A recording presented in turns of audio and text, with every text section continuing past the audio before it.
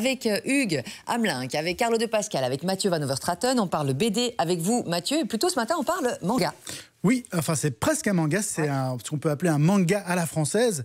Ça a le format du manga, ça a la couleur du manga, mais ça se lit dans le format européen, c'est-à-dire comme à l'endroit, exactement.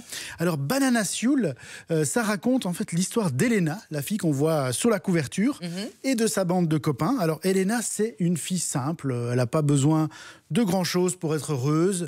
Elle aime travailler à la ferme, elle aime couper du bois, elle aime soigner les animaux, elle aime cette région paisible dans laquelle elle a grandi.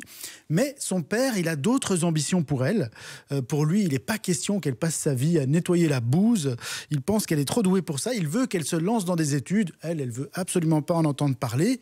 Du coup, il y a quand même pas mal de disputes entre Elena et son père. Et un jour, alors qu'elle est face à la mer en train d'essayer de se calmer après s'être prise la tête avec son père, elle reçoit une balle en cuir qui vient rouler contre ses jambes et évidemment elle est énervée. Alors d'un puissant coup de pied, elle tape dans la balle qui va percuter un pauvre gars en pleine figure. Et évidemment, les gars qui sont en train de jouer avec ce ballon, ils sont intrigués par cette fille aux capacités physiques hors du commun.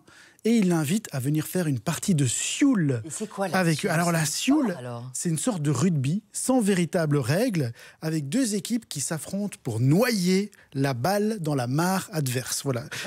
C'est un sport en fait violent, mais dans la BD, il est ultra populaire, ultra médiatisé. C'est un peu le football, si vous voulez, parce que c'est un sport mondial suivi par des centaines de millions de téléspectateurs. Et Elena, notre héroïne, elle va découvrir qu'elle a un réel talent pour la sioule.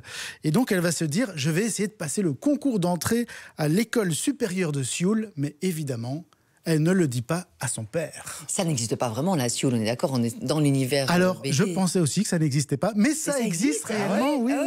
La sioule, ça existe, c'est un sport médiéval qui est un peu l'ancêtre du football et du rugby. Et il y a sans doute beaucoup de gens qui le connaissent aussi en Belgique, puisque c'est pratiqué par les scouts. Souvent, on appelle ça le scout ball. Donc, c'est en fait une sorte de sport un peu sans règles, où on fait un peu ce qu'on veut. Mais évidemment, Banana Sioule, c'est pas une bande dessinée réaliste sur la sioule, évidemment. Oui, c'est ça. La sioule n'est qu'un prétexte.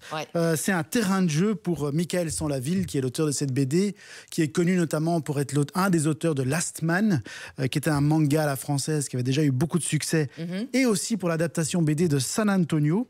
Mais donc pour lui, la sioule, c'est avant tout un prétexte pour imaginer une histoire pleine de dynamisme, très influencé par le manga. Et c'est là qu'on retrouve le manga, justement, Mathieu, parce que regardez, je vous montre avec la tablette une partie du livre, c'est un dessin animé, quoi. Exactement. Mais en fait, ça bouge dans tous les sens. Et Michael Sans-la-Ville, l'auteur, c'est en fait vraiment un enfant du Club Dorothée. Donc c'est clairement quelqu'un qui a été nourri, dont le cerveau a été complètement imprégné par Dragon Ball, par les Chevaliers du Zodiaque, et aussi par Olive & Tom, ce fameux manga sur le football. Je vois avec plaisir qu'il a fait aussi l'adaptation de San Antonio. Donc je suis un grand fan. Il a fait une adaptation savoureuse de San Antonio ça, vous me la mettez que je vous conseille.